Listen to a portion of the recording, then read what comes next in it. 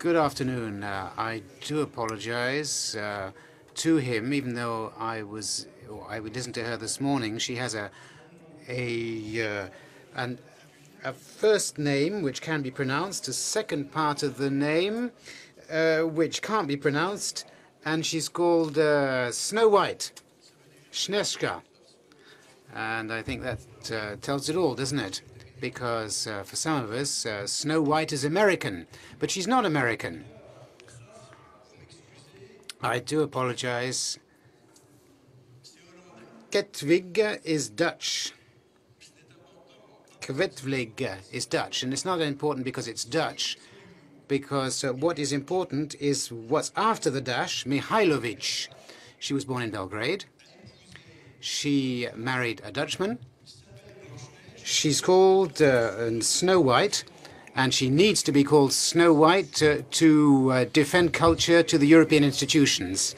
Because with Radu, we had a meeting and we agreed on most things, but on a detail, and everyone knows that in politics the details make all the difference, on one detail we didn't agree, and that was the attitude of the European Commission and its president. But I shan't say any more. You defend Europe, we too do. The question is, what kind of Europe? Over to you.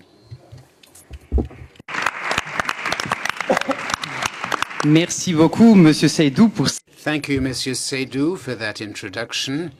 Very original introduction, I must say. Good afternoon to everyone.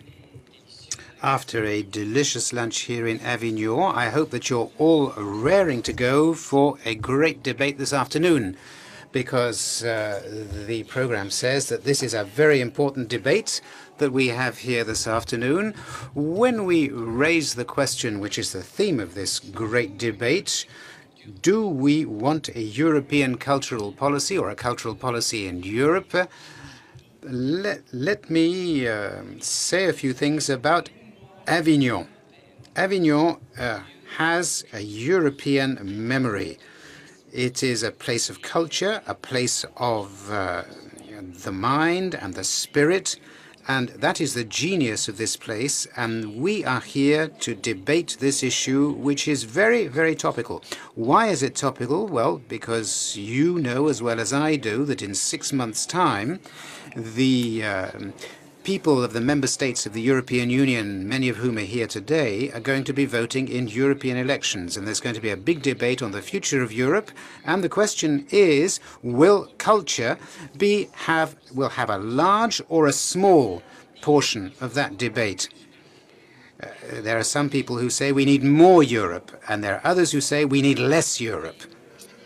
But I would say that when we assess the value and the impact of European construction, I don't think we can say that it should only be measured in quantitative terms, but above all in qualitative terms.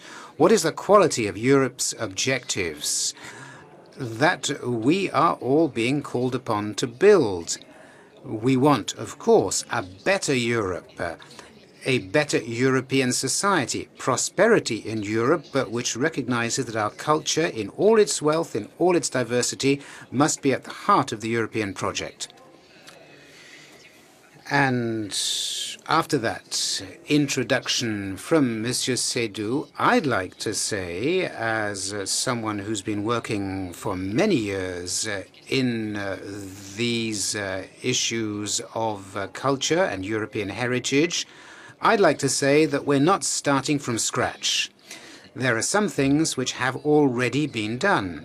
The Council of Europe in Strasbourg, over the past 20 years, the European Union have been focusing on culture a little bit.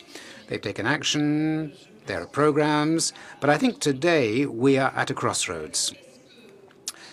Today, the question is, should we be happy enough and sit back and say, great, about these measures, which are pretty modest after all, or do we want to say, we must go on, we must go further, we must go along that road and do more for a European commitment to culture? Should we assert that Europe too has its soft power? We've talked about culture and power. Does Europe have soft power? And is culture an important element of that soft power? I think that is the crossroads that we are at today, 6 months before the European elections, and that sets the framework for the debate we're going to have this afternoon. I'd also like to say that last Tuesday, you may remember, the European Parliament voted the Creative Europe programme. It's something, not all that much, but it is something. And Europe has been, therefore, showing that it does have some small ambition to support its culture and its cultural industries. And then there is also a debate, which is the new narrative for Europe. Perhaps you've heard about that. And the Commission and the European Parliament have asked men and women of culture to commit to this, not to come out and say what they think publicly, to raise their voices and make sure that that voice is heard in terms of the future of Europe. To introduce this debate, next to me here we have Bertrand Moineau, who is going to present the study that's been carried out for the Avignon Forum by Louvre Alliance. I'm sure you have all received a copy of that study, but before giving you the floor, I would like to introduce the panel here, a very distinguished panel. On this top table, Radu Mihaileanu, a very well-known European movie maker, Romanian origin, lives in France. Thanks for being with us. We have Lourdes Fernandez, who is the director of the Alhóndiga in Bilbao. And I've understood that you are a new partner of the Avignon Forum. The Minister of Culture from Slovenia, Uros Grilc, Olivier P., whom I really don't need to introduce here, Mr. Manuel Carrilho from Portugal, former Minister of Culture of Portugal, and a well-known European intellectual and former diplomat. So I think that's it. And with that, I shall give the floor to Bertrand Moineau. Thank you very much. And good afternoon to everyone. Yes, we have carried out a study throughout 2013 on culture and power in Europe. We had about 60 interviews with academics, with artists, with politicians, with representatives of industry. The main conclusion that we have drawn in terms of culture and power in Europe is that there is very little desire. There's very little desire. That's what's missing. And I'd simply like to recall, after a brief introduction, one of Jacques Lacan's famous sentences. I won't say much about it. The law is and repressed desire is one and the same thing. Law and repressed desire is one and the same thing. And we have no desire because there's no language, and because there's no language, there's no desire. And I think we all know that, and we've heard that before today. If there is no language, if there is no narrative, the desire is absent. And I think if we could have a narrative discourse and a narrative in amorous discourse in Europe, I think Roland Barthes said something like that, an amorous discourse about culture, we would get a lot further in Europe. Let me say a few words about our study. We are convinced, before I get into the conclusions of the study itself, that the word culture is dead. The word culture is dead, in Europe at least, because it has a connotation which no longer works. The word culture harks back to old traditions, old heritages, arts and science, research, letters, and it also has another connotation, which is the creative and cultural industries and the digital world. And Those two worlds are very legitimate, both in their own rights, but they don't have a very happy life together, and they're not really the same thing if we talk about them, if we subsume them both under the word culture. What we did in Louvre-Alliance, and I'm going to illustrate it to you now, is to look at 50 years of speeches of ministers of culture. And we've counted the words which were used most. I mean, everyone has done this in their university studies. We counted the words which were used most. And the words used most are GDP, copyright, broadcaster, so on and so forth. With a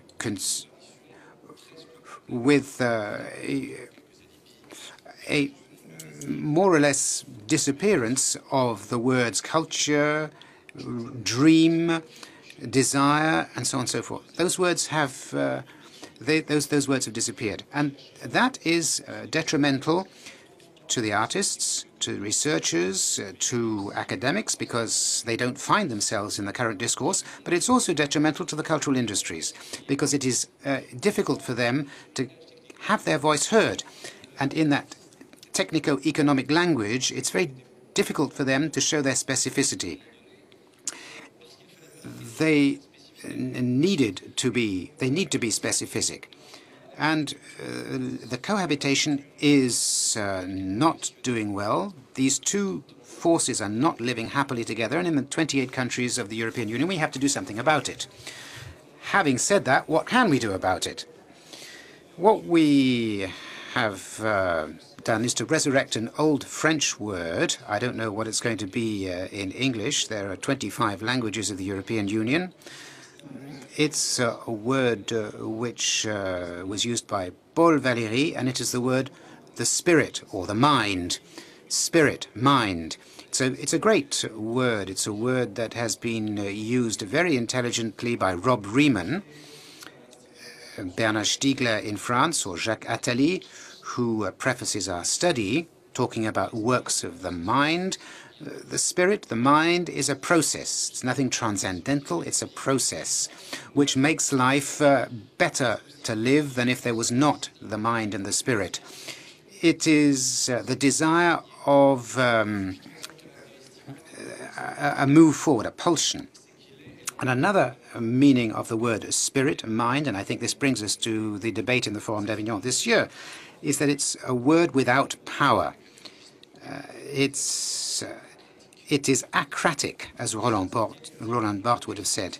And that dialectics between power and the powers that be and spirit is very clear. And spirit, the mind, is outside the realm of power. What about the question here for this forum, which is what can we do about it? What can we do to encourage the European Union to make proposals for the forthcoming European elections? We haven't taken this to its logical conclusion and said they shouldn't say or propose anything. Not because we're wanting to be provocative, but because what we say is that we have enough legislation, we have enough directives, we're overwhelmed by it. And what people want today is not new legislation, not new directives, not new proposals. They want the spirit of those directives, the spirit of the law, as Montesquieu would have said. And I think that is what's going to save Europe, the spirit of the directives, the spirit of the legislation. And we have made one single proposal. It's a modest proposal, but it is, I'm going to reveal it to you today, which is to say, what about a European Ministry of the Spirit? A European Ministry of the Spirit. We have to agree what that means, first of all. Not ministry in the sense understood by our Western countries. In other words, something which is not going to draft a whole series of laws, but something which has no power but to preempt the current discourse. It would be a college, not one minister, a college, and a ministry has very often been an intermediary, a college of people doing things on behalf of others. a college of about 10 people. I mean, we refer to specific people. Julia Kristeva is one of them, one of the great European academics, Urbanas in Germany, Pekka Salonen, a whole series of people that I'm sure you could think of. And the college would do three things. It would, first of all, show the difference between desire and impulse. I was interested in someone's question this morning about the curators of culture, the prescribers of culture. I was surprised by Madame Albermel's answer. She said prescribers are consumers, because there is a risk that the prescriber will become the consumer. The risk is that prescribing will become an impulse, not a desire but an impulse. And so the European Ministry of Spirit would at least make the difference between the two. It would preempt the discourse. And that is basically what politicians are supposed to do, to preempt a word, a narrative. But they wouldn't have any power to do much about it. And if they could then produce an amorous discourse, an amorous narrative, Eric Orson said yesterday, we need a European narrative. And we need that narrative for European culture. And that's what we have tried to propose. That may seem very little, but it may also seem enormous for Europe. Europe is capable of doing that, of rising to that challenge. It isn't capable yet, but it can do it. I know there are things going on under the surface. And as I started with Paul Valéry, let me finish with one of his quotations, which is, my possible never abandon me. And that, I think, is something we should wish for Europe. Merci Bertrand. Thank you very much, Bertrand, for having introduced our debate with such inspiring words. Let me now give the floor to Olivier P. Olivier, do you believe in that Europe of the spirit, the Europe of the heart that Bertrand is referring to in his study? Well, I must say that the word Europe doesn't suggest to me a compact block with one spirit. It seems to me more like a movement. But the movement has changed over history. I was born during the Cold War, and Europe was basically a conflict between East and West, with the unexpected shock, for my generation at least, of the fall of the Berlin Wall. That has reoriented the whole of the European paradigm between the East and the West. But that was the first European movement. It was to discover the considerable fraternity that we have with Eastern and Central Europe. And this was not something which was clear in the world of theatre and live performances. Sometimes we had contacts with artists from the other side of the Iron Curtain, but it was a bit like the Russian ballets. You couldn't really say there was an exchange. Once the Berlin Wall came down, we had to reinvent a new type of Europe, which was no longer the Europe of peace between Germany and France, but the reinvention of the East-West relationship that we in France had to forget our arrogance and forget everything we had learnt about the East and learn it anew. And that's when I found that I was a passionate European. That was also the time when I started to have a political consciousness, of course, but it was then that I realized that Europe was not a mythological word, but a word which pointed to the future.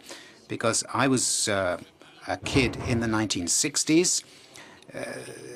The idea for a 1960s child seeing the Berlin Wall come down was to rediscover Eastern and Central Europe, and that was fascinating for me.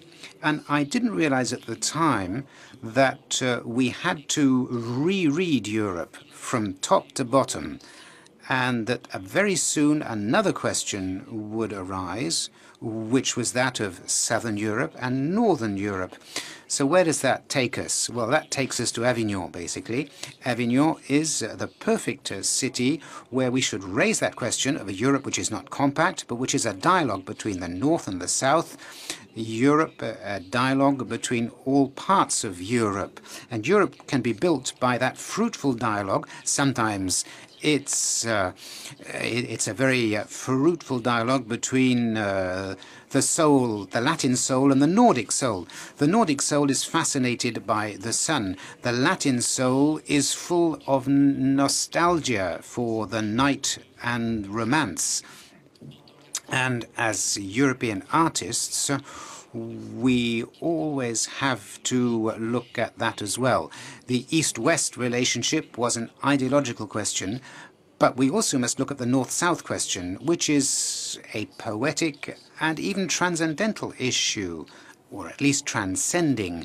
Between the north of Europe and the south of Europe, there is much more than simply a relationship between more powerful countries and less powerful countries, from colonizers to colonized, from those who give to those who take. No, there's far more than that. There is an energy which is European energy, and which is what the European genius is all about, which animates Europe and which contributes to the wealth of Europe. Today, however, we are facing gloom and doom in Europe, particularly in France. And it's very painful to me to see that everywhere in France we have seen the rise of anti-Europeanism. The Germans are perhaps slightly less anti-European at the moment, and the French are anti-European, but they don't know why. We don't really know what they're criticizing. Red hats, what are they complaining about? Is it the Europe of finance? But what also gets the uncomfortable impression that they are also criticizing Europe. And therefore, what happens in Avignon is absolutely essential, because Avignon is on the road of pilgrimages, so it's on the east-west axis of Europe. It's both Italy and Spain. But it's been enriched. This city has been enriched by migrations from all areas. And the fact that we are in a city which is a city with communities, but it's not the communities, it's one single community, the community of people of Avignon, who live well together. And the fact that Avignon is such an important cultural city, surrounded by the ambient anti-Europeanism, the National Front is pretty strong down here politically, and that, I think, makes Avignon one of the most symbolic cities in Europe today. When I was talking about Northern Europe and Southern Europe a few moments ago, let's not forget that Southern Europe doesn't start on the banks of the Mediterranean. The south starts right here. The south starts just 500 meters from the ramparts of Avignon. And the south and the north is basically the everyday experience of Europeans. There's always somebody who comes from further south. There's always somebody who comes from further north. And that link between the north and the south, that imaginary difference, it is, I think, contrary to the spirit of Europe. If the spirit of Europe is the spirit of Granada, and if the spirit of Granada is also the spirit of Avignon. And I really can't see it any other way. Merci beaucoup, Olivier. Thank you very much indeed, Olivier P., for having been very poetic in this debate, and I think we need poetry too. And thank you too to talk about the Europe of spirit in so many emblematic cities in Europe. That is where we find the European spirit, because it is enshrined in those cities. Radu. Jacques Delors apparently said you can't fall in love with the internal market. Now, I'm quoting that because we're talking about love and the amorous discord. Jacques Delors said, you can't fall in love with the internal market, but you can fall in love with the European culture. Can you? What is European culture for you, and what is the role of artists in promoting European culture? Well, this is bringing us back to a certain extent to the debate about the cultural exception. But the cultural exception is the love of the specific, which is the universal. If we are European, we love the universal and we project ourselves into a universal arena. So the universal is extraordinarily important for us, and I'd like, therefore, to talk about things that I thought weren't worth talking about, but I'm going to talk about them all themselves, and I'm going to read a part of what I had to say as well. So I'm going to be, of course, very subjective, utopian, naive, irrational, Slav, although I am Jewish and Latin. And we need all that in Europe, because it's a subject that I've felt bad about for many years. I left the Romania of Ceausescu not only because it was a dictatorship, because I didn't have the right to think otherwise, to express a different thought, and to be in danger of my life if I said something different than the authorized thinking. And that is why this excessive fight for culture and free thought will always be with me. And I must admit that leaving Romania so many years ago, and naive as I was, I didn't imagine for a single second that I was going to continue that combat in a democracy and explain over and over again the use and the usefulness of culture. At the last battle for the cultural exception, many European and American artists rose up.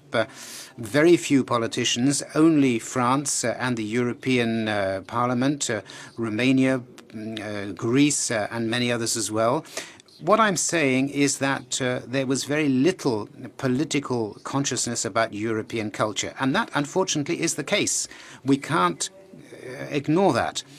But the fight for the cultural exception was a good fight for those of us who fought it, because what we said, and this brings us to semantics, culture, no longer using the word culture, no longer using that as a platform, and we were told that we should never use those words, exception cultural, in Brussels, because it hurt. And I felt, and many other people, that we still have to say it, because the battle was also a battle for the word.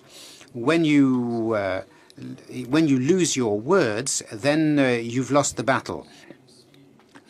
And I think even though one can ask, what does spirit mean? I don't think we should ever forget the word culture, and we should bring others back to the word culture rather than lose the battle for the word culture. And obviously, we must use the word culture properly, not simply for cultivation. So I think this has been beneficial, and this has helped us to defend our ideas. And the ideas we have defended in this fight for cultural exception, which is that culture is not something which can be traded in a market. Even though it has an economic value, it can't be traded in a market. The free thought is a human right. It's the foundation of democracy, of social cohesion. It contributes to peace, and it's non-negotiable. Culture has always tended towards the universal and the specific. Developing the specific culture of various people does not endanger universalism. The wealth of the word, the wealth of Europe, is complexity. It's not simplicity. It's simplistic to think that we can apply to the economy and to culture the same legal framework, even if the two meet. We must only have one thing in mind, which is to let culture free.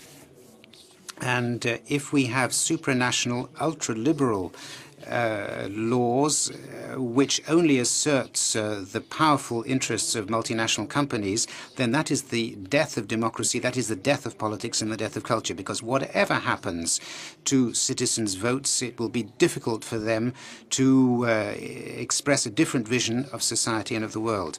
Moving on to another question, I wonder whether we haven't got off on the wrong track if we think that the real revolution is the digital revolution. I don't think so. I wonder whether the real revolution isn't our revolution. And you may think I'm Stalinist if I say this, and I fled Stalinism in Romania. I think that the modern times of Chaplin will make all of us modern men. We know about robotization, nanotechnologies, digital technology, and so on. And when I say about thinking men in modern time, contrary to what the man was in modern times in Chaplin's film, we must not be submitted to the influence of a tweet.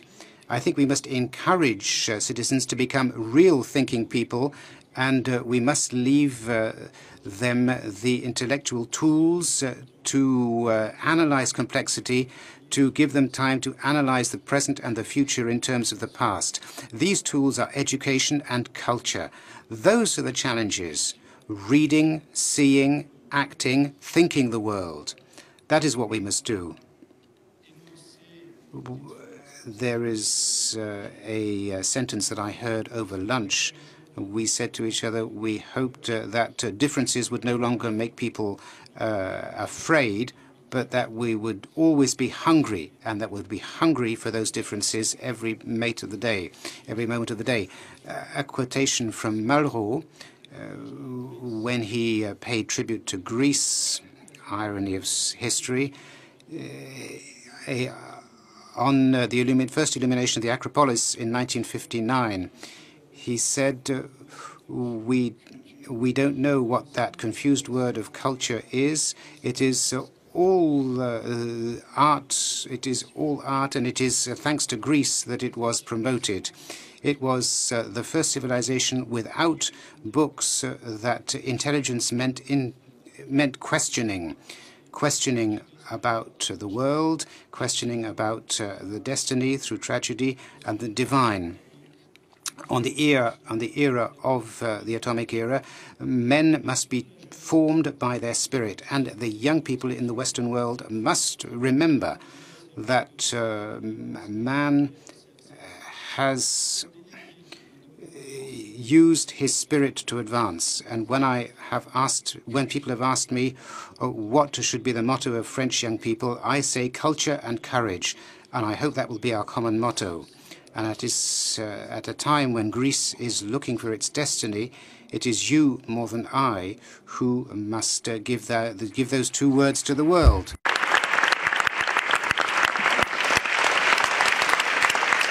Merci, Radu. Thank you very much, Mihaileanu. We can see that our minds are alive and well in this room, and thank you very much for that inspired and inspiring contribution. And you emphasize in particular the fact that this fight for culture in Europe is a fight for democracy, and I think you are particularly well placed to know that. It seems to me that this is the most important political factor of our times and of the future. And you also point out that committing yourself to culture is also something that requires courage. And today we need that as well. I think we always needed courage. And the political fight never stopped, and it shouldn't stop now. And this period does seem to me to be somewhat disastrous, but nonetheless, it's complicated and it's here, and we should not be afraid of diversity. Well, as someone from the ex-Yugoslavia, I can only echo what you have to say.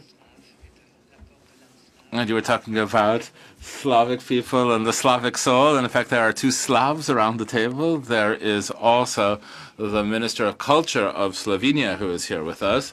And you are, in fact, one of the members of the Council of Ministers of the European Union. So you do have the power to decide, together with the other 27 colleagues around the table, whether we will give a bigger push toward a Europe of culture in the European Union. And I think we will listen to what you have to say with the greatest possible interest. Thank you very much. I should like, first of all, to thank you for inviting me to this international meeting at the Avignon Forum. It's clear that non-negligible differences exist between countries, especially as far as their political reasoning and the cultural forum is concerned, and also the expressions we choose to describe cultural policy. So people talking about cultural policy, which particularly involves the active participation of populations in artistic and cultural events. Others will talk about cultural services, emphasizing the attitude of the government toward the population and cultural goods. Others still will talk about promotion of culture, which means, above all, the representative function of art and culture. These respective visions of culture have also been the subject of organizational adaptations, if you will. And if I come back to European culture at the supranational or European level, the principle of subsidiarity of policies and institutions is applicable. Europe's present activity involves encouragement of member states, support or complementarity of their activities, better understanding of culture and of European history. Does a European cultural policy exist? Well, perhaps that's not the real question.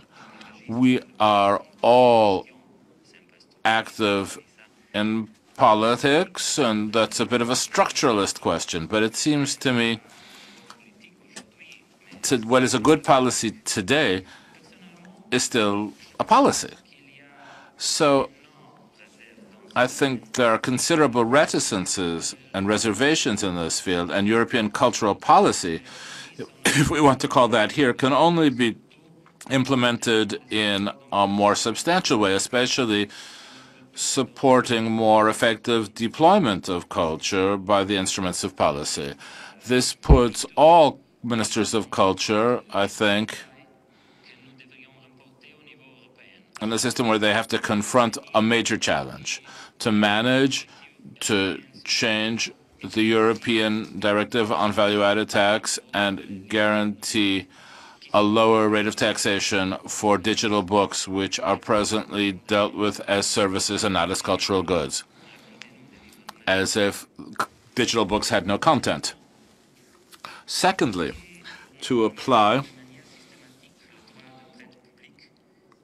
the right of public borrowings to these matters is one of the major protections that exist for authors, and it's dealt with in a very diverse way in different European countries. It's a very fair instrument for the protection and support of authors, and it concerns lending by libraries.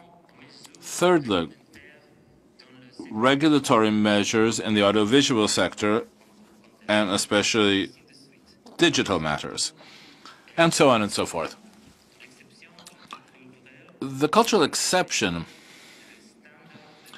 is going to become the standard of discourse in European cultural matters. In other words, the cultural exception is the only possible way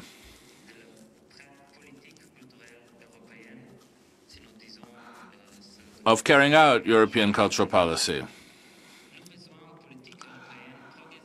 Our needs for cultural policy in Europe progress on the basis of cultural exception. Thank you very much. Je pense que ça fait du bien. I think that everyone here is happy to hear a Minister of Culture and a member of the Council of Ministers of the European Union says what you just said, that the cultural exception needs to be at the very heart of the future cultural policy in Europe. And I hope that your colleagues will agree with you. I should like, nonetheless, to ask you a question. We will have a new parliament and a new commission quite soon now. What would be your proposal, your main message as Minister of Culture that you would formulate yourself to the very highest levels of those two institutions which together with your own run Europe? If you'll excuse me, I'll answer in English. In English. Well, first of all, I'm very sure that the Ministry of Culture is not the weakest ministry in the government and also in the European Commission. There is no such a creativity in one place like in a culture field. Culture is creativity. And I think this is the possibility how we can engage this creativity also in other sectors of different politics.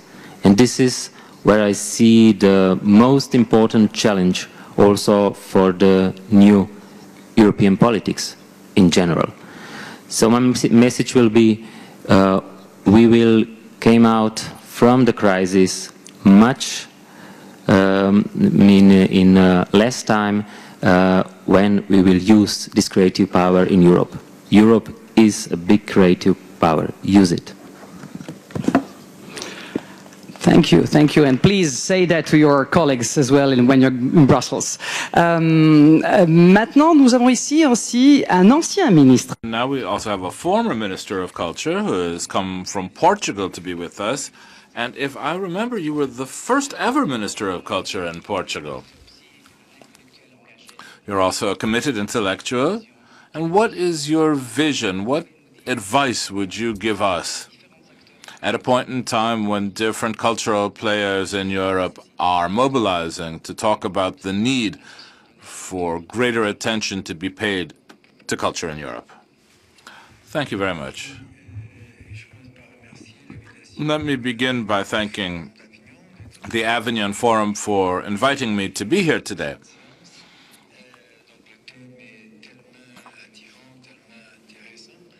Which is very interesting. As you have recalled, I was a minister. That was already quite a while ago. From 1995 to 2000, a 5-year period. I occupied different political posts. I was ambassador to UNESCO. But my real identity, if you will, is as a philosopher. I am a professor of contemporary philosophy. That's what I did before, and I've been doing it again since 2000. And it's with my intellectual hat on that I'm talking to you today. That's what suits me best. And obviously, I bring a mixed experience to this point. I think it's impossible to ignore the context that we've just been talking about and the perspectives we're trying to define here for culture in Europe.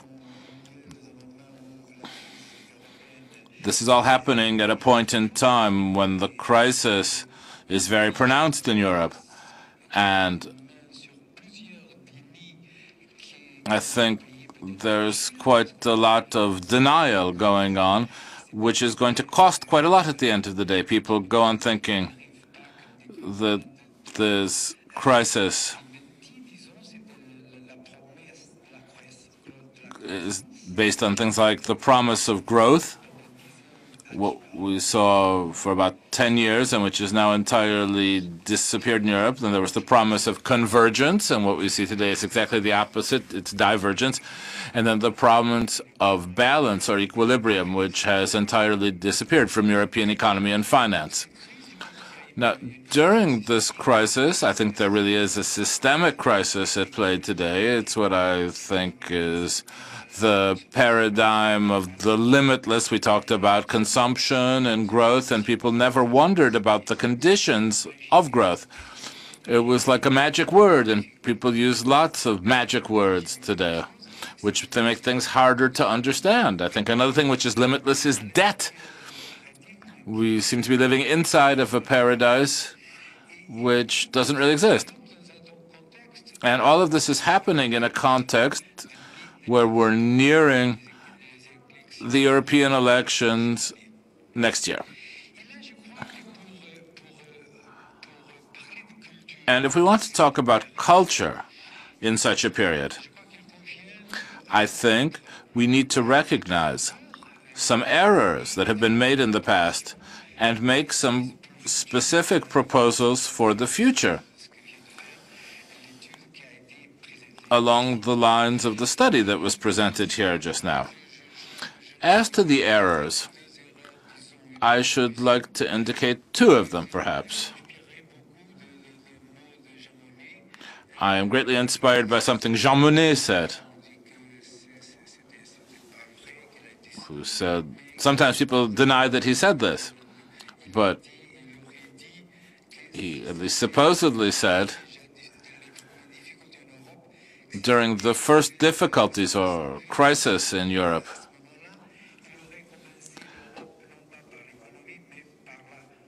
he would have, if he had to do over again, he would have started Europe not with economy, but with culture as the starting point. And I think that was an error not to find the word culture in the Maastricht Treaty. No reference is made to this in European fundamental documents up to 1992. None. And I think that that was an error not to have such a reference. And the second error, which happened afterward, over the course of different treaties, culture was progressively reintegrated. People say it's a source of variety. It's limited cultural policy. And then there's just been constant negligence, especially in the last presidency, but from my viewpoint, a constant political negligence. And there has also been a completely inadequate budget for the sector. I still remember something a Belgian artist said. People take much stronger positions for European cows than for European artists, he said. As to proposals, now I think this is an issue that we have discussed. And here what we're really asking, on what time frame are we thinking about culture and cultural policy? And at what level, nationally, regionally, in Europe? And I think if we needed to answer that, the answer would be it's at European level. Because I think the thing we're missing the most at European level is a shared public space. We have a common economic area, we have a political space, but when we think about public space, the importance of language and symbols, there practically everything is missing. If there was a cultural Erasmus program, for instance, that could play a big role in making that political level in Europe much more dynamic. To conclude, I think that the proposal of a ministry of the mind is a good one. And I don't think that words like mind and spirit are necessarily the very best. I don't know if we do need to change words, because we've been saying today we need to fight for culture because there's already a lot of ambiguity, and I think your study brings that out, between culture, which people say is dead, the cultural industry, art, what's happening to art in the middle of all of this. We'll talk about that later. And I think the idea of the Ministry of Culture of the European Union as such already covers all of that and would be preferable.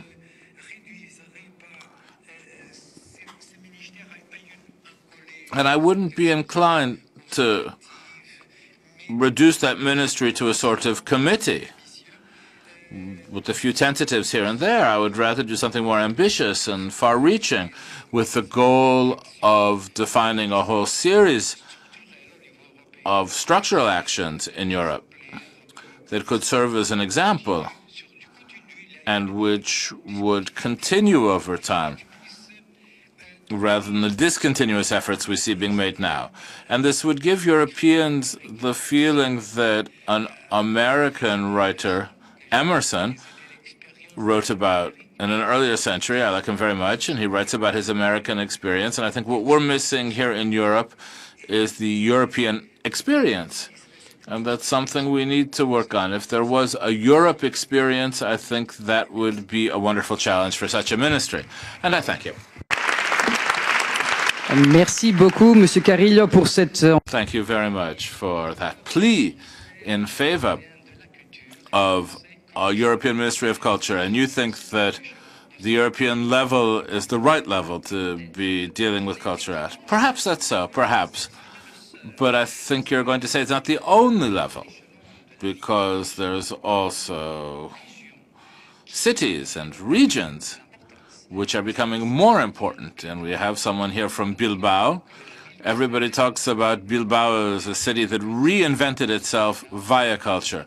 And not just Bilbao, but the region around it as well. So what do you think of the role of regions in this Europe of culture that we wish to develop? First of all, thank you. And it is an opportunity for me to speak French. I haven't done it for a while, so it might be a bit rusty. You might ask, why is the city the sort of a stage for culture? And that is what we'll be discussing in Bilbao next year on 5, 6, and 7 March. At Bilbao, so and you are more than welcome to attend. But this approach, when we discuss region, Europe as a whole, no matter what, when we want to implement a cultural policy, it is implemented at federal or local level, and indeed at Bilbao, at a very local level, we have our own municipal cultural policy, but a policy is very theoretical. It's on paper, and then you decide on the flow chart who's in charge of planning, who's in charge of this and that, but it's all on paper. But in fact, you have on the ground actual cultural actors that are present and active, not just locally, but throughout the continent. And they are actors of culture. And you don't find them in European institutions. They are not even connected in any remote way to a ministry. These cultural actors are young people, intellectuals, art. Well,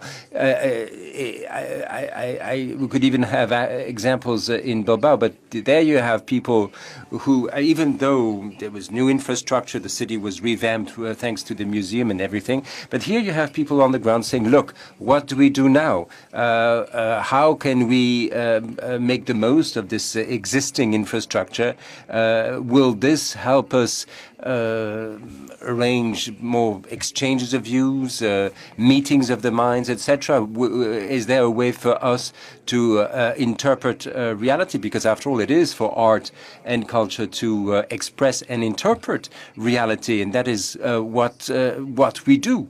Now, I think trying to do things in practice, the real challenge we have is, on the one hand, you have people involved in culture who are doing, I mean, for whom culture is their bread and butter, whereas, of course, at council level, we have all sorts of cultural planning. We have a plan with, like the form of Avignon, which is called Catalyst, and it is also supported by the European Union. But the real men and women working on the matter, who are really transforming the city, I mean, there was an architectural transformation, but when the architectural work is done, then you have creators, artists, authors, film filmmakers,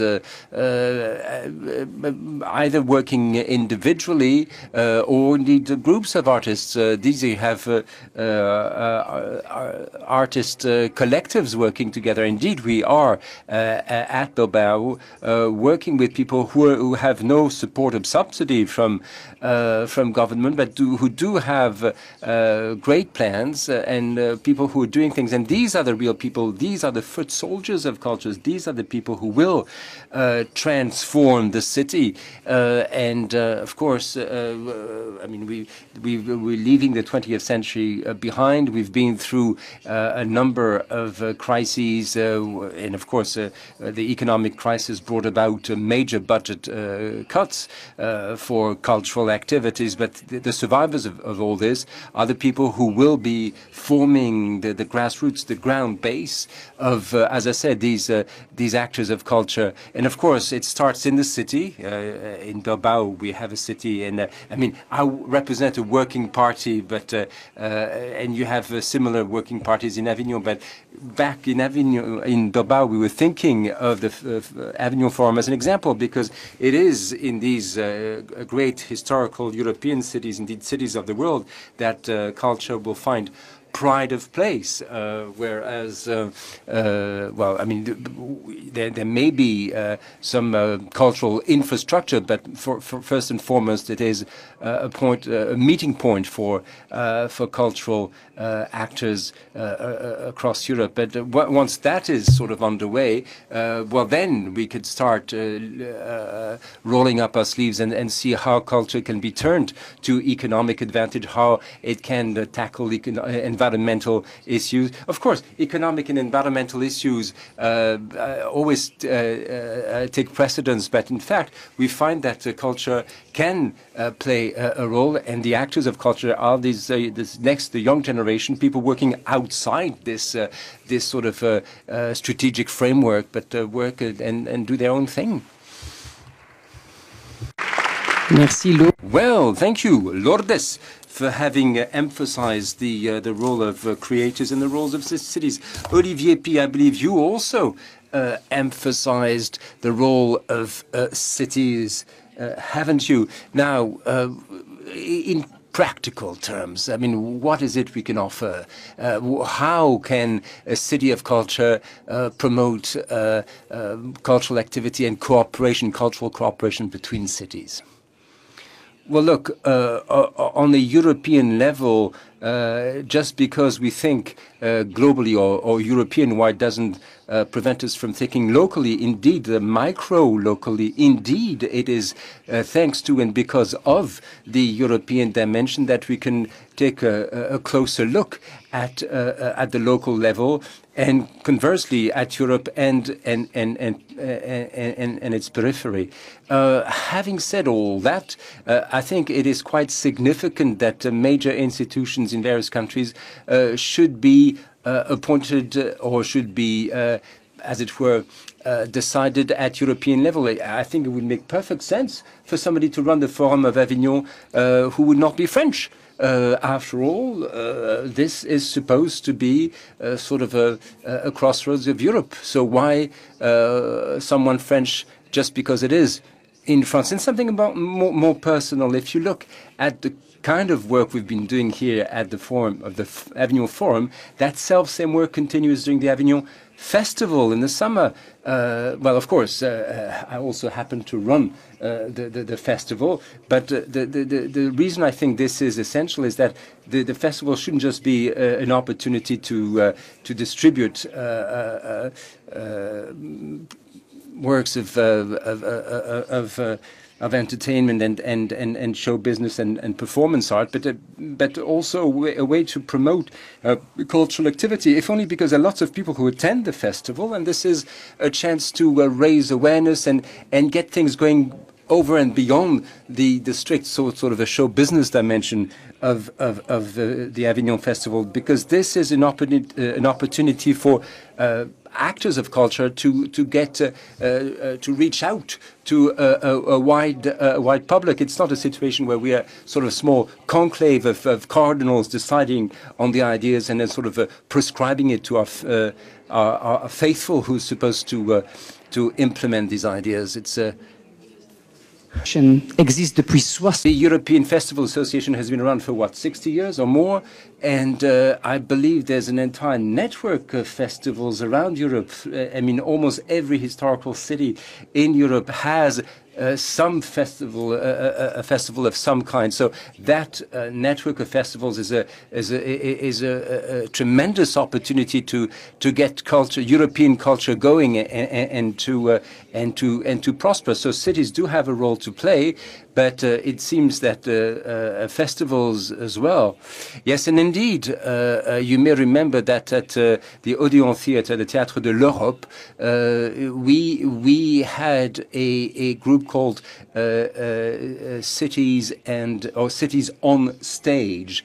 And that program, of course, received European funds, and that was excellent, and I hope we can continue this. But of course, it would be nice to have this not just in our theatre, but in festivals and other theatres around Europe, because this is a great way of ensuring that there should be such a thing as European culture. Oh, right. Well, look, this might be the time to involve the audience here, and I would like to hear a voice from the world of business. I mean, here we have artists, but I believe there's someone from the business community, and indeed this is the sponsor, the partner of this forum, Bertelsmann. And does business believe it's a good thing to have more culture in Europe?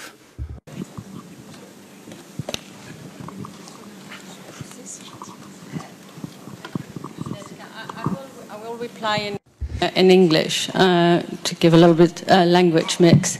I think for us, representing the creative industries, it's of major importance that culture and creative industries get a more prominent place or role to play in European politics.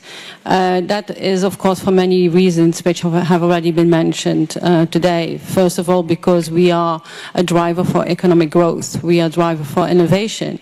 And I think even more important, culture and the creative industries give a lot of benefits to the society at large.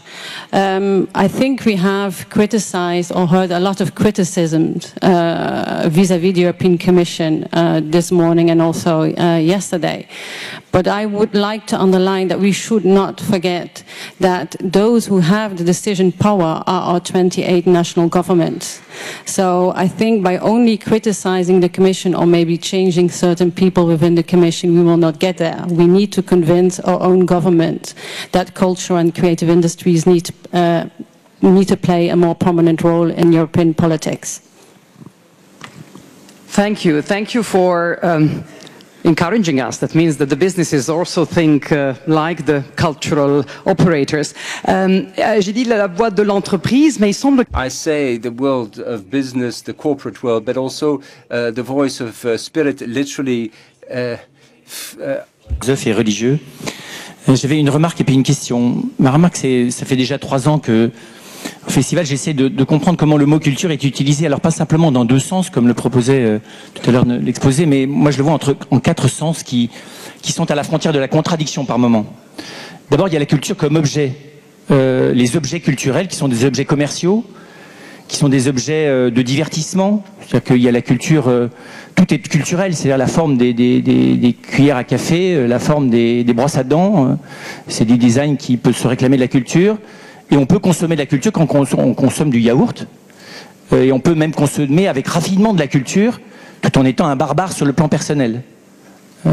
Les totalitarismes sont des endroits qui sont cultivés. Ensuite, je vois une deuxième forme de la culture, c'est la culture au sens du lien, the way of life. Et la culture, là, peut être merveilleuse, mais elle peut être parfaitement enfermante. La culture des sociétés closes est une culture de l'aliénation. C'est une culture de la régression programmée sur des dizaines de générations. La culture, c'est aussi la bêtise. Justifiée religieusement, justifiée mythologiquement, justifiée intellectuellement, voire. Et puis, il y a la culture comme créativité. Mais créativité, c'est inventé.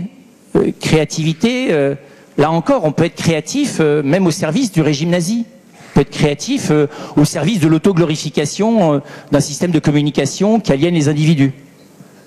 On peut être publicitaire et créatif et jouer de la perversion des images en les détournant complètement de leur sens original, simplement pour vous vendre un produit de maquillage en vous faisant croire que vous êtes une déesse que tout le monde va admirer.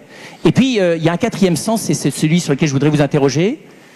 C'est la culture au sens de la pensée critique, de la pensée subversive et non pas perverse, de la pensée qui remet en cause, et qui remet en cause le pouvoir, y compris son propre pouvoir, qui remet en cause évidemment le politique comme le lieu éminent de l'instrumentalisation de la culture, qui remet en cause l'économique, notamment l'économie de la culture. Et moi, ma grande question, c'est quel est l'avenir de cette culture critique, de cette culture qui, pour moi, a un triple sens, d'abord d'interroger, pas d'abord négativement, mais de la pensée critique au sens philosophique et grec, c'est-à-dire celle qui pose question, celle qui oblige à discerner, celle qui oblige à quitter les mots, comment dire ça, les mots qui n'ont plus de sens, les slogans tout faits. Je n'ai rien contre Twitter, mais si vous voulez, la pensée critique, elle passera pas sur Twitter, sauf si vous êtes un sage génial qui arrive en un aphorisme de 10 mots à dire des choses extrêmement profondes qui vous feront réfléchir pendant 20 ans. 1, l'interrogation. 2, la proposition. Pour moi, la culture, elle est aussi propositionnelle, elle est prophétique. Elle est le moteur finalement de transformation interne d'une civilisation. Est-ce que cette pensée-là, qui a fait une partie de l'Europe, a encore un sens aujourd'hui? Voilà. Et quel est son avenir?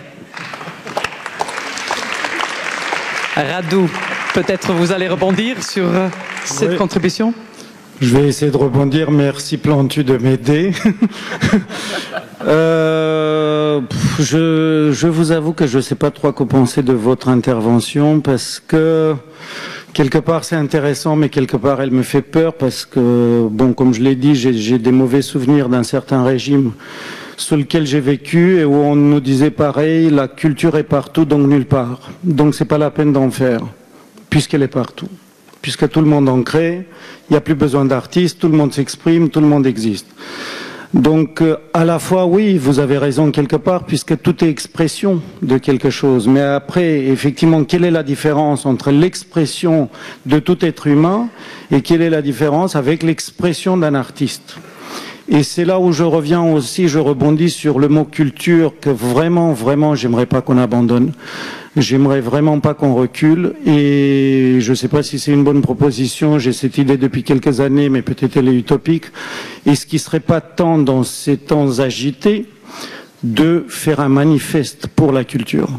Pour essayer, une fois pour toutes, de définir autant que possible, parce que définir, c'est l'encadrer, et personne ne veut mettre la culture en prison.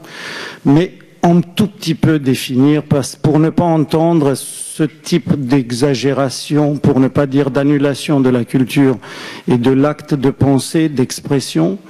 Donc, réfléchir pour nommer la culture, pour l'apporter aux citoyens, lui dire voilà l'utilité pour toi de la culture, voilà comme toi tu peux devenir acteur culturel. Et effectivement, après, si dans ce manifeste on peut avoir 5 idées lumineuses et les proposer pour l'Europe, pourquoi pas. J'avais quelques idées pendant le discours. J'attire aussi votre attention que la culture ne figure pas comme objectif du millénaire pour l'ONU et que c'est quand même incroyable, c'est un peu dangereux. Et je me demandais si, dans le prolongement de vos propositions, s'il n'y a pas un moyen à trouver de rapprocher les ministères de la culture européens. Je sais qu'Aurélie Filippetti avait pris son bâton de pèlerin juste avant le combat de l'exception culturelle, qu'elle avait vu d'autres ministres de la culture. Pourquoi je dis ça? À chaque fois, on se frappe, surtout nous Français, lorsqu'on va à Bruxelles, on dit oui, il n'y a que vous qui voulez l'exception culturelle, il n'y a que vous qui nous embêtez. Et on les embête, pourquoi? Parce qu'ils veulent toujours niveler par le bas. Le droit d'auteur, tout ce qui est culturel, ils veulent. Vous parliez tout à l'heure de l'Europe créative, mais combien on s'est battu pour garder le budget de l'Europe créative, du programme média qu'on voulait diviser par 2, etc. Je rappelle qu'avant notre combat, le budget de la culture était de 0,15% du budget européen, qui est rien. C'est-à-dire ceux qui se souviennent du 1% de Jack Lang, c'était une époque heureuse, bien sûr, pas en crise, mais lorsqu'on a commencé à se battre pour l'Europe créative, c'était il y a 3 ans, on sortait d'une crise, on n'était pas au milieu de cette crise actuelle. Donc voilà, je me demande s'il n'y a pas une action à faire, c'est-à-dire rapprocher tous les ministères de la culture pour d'abord essayer de monter le niveau et que chaque pays inspire l'autre de ses modèles économiques, culturels et de ses politiques culturelles. Et je rappelle que récemment, heureusement, on est arrivé, par exemple, à un rapprochement entre les CNC, le Centre du cinéma français, et le Centre du cinéma roumain. Il y a eu un accord de signé où la France va participer pour essayer de réfléchir ensemble avec le Centre du cinéma roumain à un nouveau modèle législatif et économique du cinéma roumain, sachant tous les grands cinéastes qui sont là-bas, mais qui n'ont pas de cadre économico-juridique pour aider leur création. Donc voilà, tous ces ministres, peut-être, ou ces ministères qui pourraient se consulter pour qu'ensuite aussi à Bruxelles, on ne soit pas toujours seul, la France, mais que les autres viennent avec leurs particularités, leurs idées, et qu'on échange et qu'on crée une politique européenne culturelle, mais de plus haut niveau, en n'essayant pas de niveler par le bas, mais de monter à chaque fois la barre un peu plus haut. Et je finis juste sur une question qui demeure pour moi absurde. La France est le pays qui finance par l'argent du citoyen des rapports brillants. Et je rappelle le rapport de Pierre Lescure, il y a eu un rapport brillant de Colin et Colin, mais après on les enferme dans des tiroirs, alors que nous les avons payés. Et qu'il y ait une pensée formidable sur laquelle on peut s'appuyer pour faire avancer pas seulement la France, parce que les deux rapports peuvent être des pistes de réflexion pour l'Europe, sinon pour le monde entier. Et pourquoi on les enferme dans des tiroirs? Il y a ici une question. Oui. Bonjour, j'ai du son. Oui. Laurent Dassault, collectionneur d'abord, entrepreneur ensuite. Moi, j'ai eu de l'émotion dans votre débat parce que pour la première fois, j'assiste depuis de nombreuses années au festival, à ce forum autour de l'art. Et aujourd'hui, la Slovénie, le Portugal, la Roumanie et l'Espagne, vous avez parlé français. Au nom de la francophonie, messieurs, mesdames, je vous remercie.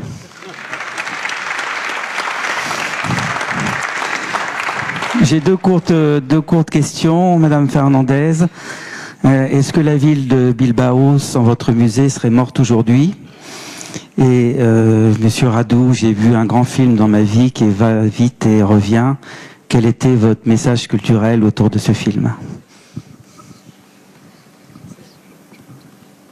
Si j'ai bien compris, vous demandez si la ville de Bilbao sans les musées serait morte aujourd'hui? Pas du tout, je crois. Mais c'est vrai que ça a été la clé de la transformation de la ville. En tout cas, il faut toujours... le musée Guggenheim s'était ouvert en 1997, mais les métros de Norman Foster, ça a été fait avant. Et c'était, je crois que l'infrastructure la plus importante qui a changé la ville. Parce que c'était une ville divisée par la rivière entre, disons, ce qu'on appelle la margen izquierda, à droite et à gauche. Et qui faisait une division aussi industrielle et aussi sociale. Le métro de Norman Foster, c'est celui qui a fait l'union de toute la ville. Et c'était avant les musées. Tandis que, bon, bien sûr, les musées ont transformé complètement la ville, pas uniquement au niveau urbanistique, mais aussi au niveau économique et touristique. Mais c'est pas l'unique chose. Je crois que c'est une transformation qui venait d'avant, qui partait du moment où la crise industrielle s'est développée au Pays Basque, qui était un des points plus industriels de toute l'Espagne. Et c'était, enfin, finalement, ça ne serait pas morte du tout. Combien de visiteurs au Guggenheim? Je crois que maintenant c'est 750 000. Oui. 800 000 l'année. Moi, je réponds brièvement. D'abord, est-ce que vous croyez que moi je comprends mes films? Bon. Donc, je ne sais pas la réponse, disons, définitive, mais peut-être qu'une des réponses pour la comparer à notre débat, c'est que c'est l'histoire d'un enfant qui part dans le monde, qui essaie de vivre, de survivre pour devenir. Et il devient grâce à une première mère qui fait confiance à d'autres mères. et qu'il envoie chez des gens différents. Et qu'il... Sorry. He succeeds because he sees people from other parts of the world, and so you have people who have the courage to live, survive, and become someone. So in order for this to happen, you have to trust others. Mr. Carrilho, I believe you wanted to respond to this. Yes.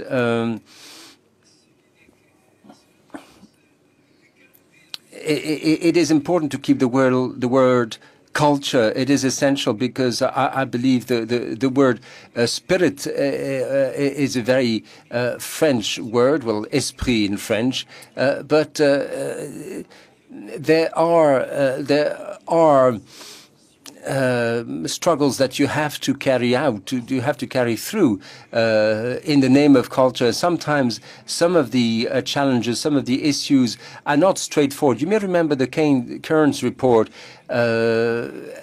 Back then, we already looked at several aspects of cultural activity, creation, production, productivity. Many such aspects were considered already. What's missing now is an overall view of things. What is referred to as culture, usually meaning art and such like, you tend to forget the sense that you pretty much have to fight to fight for culture. But I mean, that is trying to look forward. Kundera said something I liked. He said that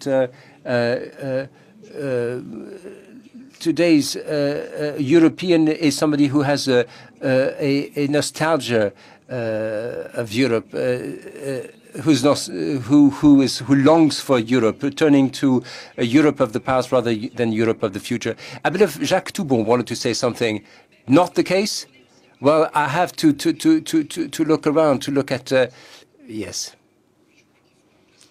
Well, instead of longing for Europe, you should have to have a hope for a future Europe, rather than looking nostalgically back at Europe. You should look forward to and hopefully to a new Europe, and that is particularly true for everything that we've mentioned today. And if I may, I certainly see eye to eye with Radu, Olivier, and others about these things. I mean, I myself was one of the main protagonists of cultural exception back 20 years ago. So of course, this goes without saying as far as I'm concerned. But you do not want Avignon to turn into Byzantium. You do not want to lock yourselves up in a sort of ivory tower discussing amongst ourselves the meaning of culture and just be happy discussing away. Byzantium, and that was the case then, but that is the case now. There is an urgency here. There is an emergency, indeed. I was very much struck by what my friend of Slovenia said. He has a pretty much straightforward attitude, saying, look, we need a manual, we need a user's manual. That is what we need today. It has to be hands-on. We have to do things for real. The reason we want to do these things is, of course, that we believe and adhere to the values that were expounded here, and that only stands to reason. But we need to implement a European cultural policy. It's all very well to have a culture and, of course, a policy, but such a policy means that,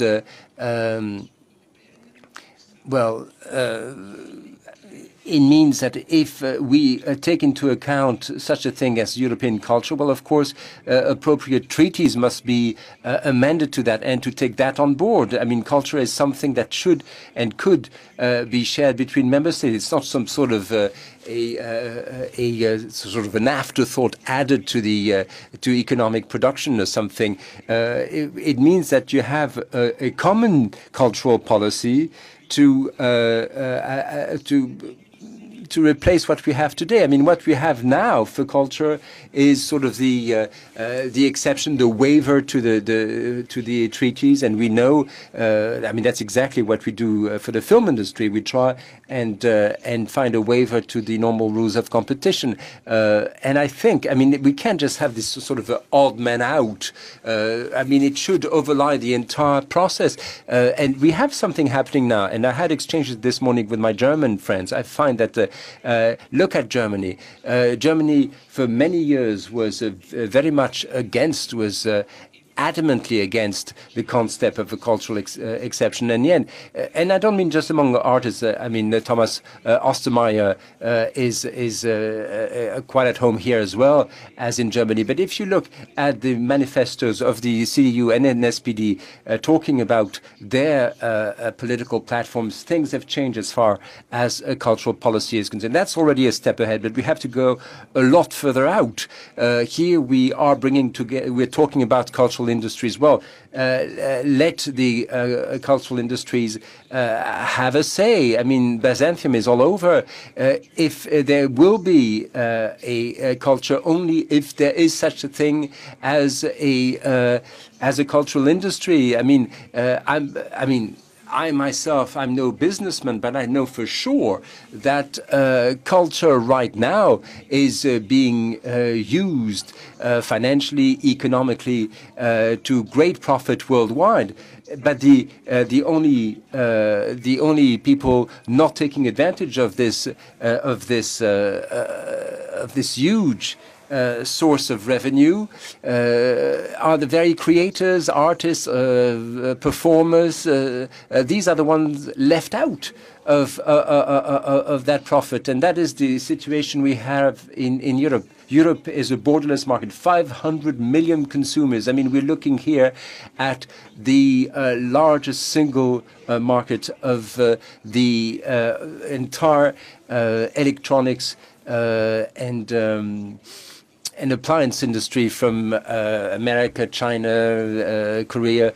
We're talking here about consumers, but we're also talking about jobs. If 20 years hence, 30% of the Northern Hemisphere's GDP is made up of the service industry, of services, well then, what kind of services, what kind of income, what kind of jobs will we have if we are left out of these services? If 60% of cultural content is distributed online and we have no European distribution online platform, but this means that, of course, there will be no income for our authors and artists and performers, but we will have no jobs at all left in that industry. So, if we are to have and implement a European cultural policy, what we need to have a European strategy of digital services. We need to have a European strategy of the digital industry.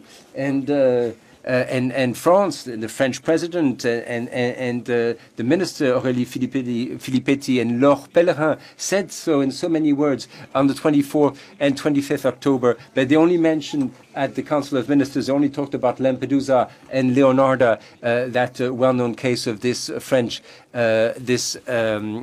illegal migrant that was expelled. Not a single word was spoken about an industrial strategy for digital services. So it would be good to have a minister for, well, in the Ministry of the Spirit, but we need to have a European Larry Podge. That's what we need. We can't have just a figurehead who only sits on pious wishes. There should be a European campaign, and this forum here in Avignon should end with a clear appeal to European candidates to tackle real issues, and in particular, there could be such contribution as France's contribution on a European strategy. And not to worry, Radu, it is precisely such reports as that produced by Pierre Lescure or others that lay the foundations and have laid the foundation for for such movements. But at the European Council level, at the end of the day, it is for governments to decide. But, and as you said, so it is the governments, it's not the European Commission. But unfortunately, governments do not give a damn. And that is the issue. It is for us to make sure that our ministries should give a damn. If not, well, tomorrow there won't be a single cent, there won't be a single job, there will be no social security protection if we are left out of that sector, of that industry. Well, thank you so much, Mr. Toubon. You are so engaged, so committed, so passionate.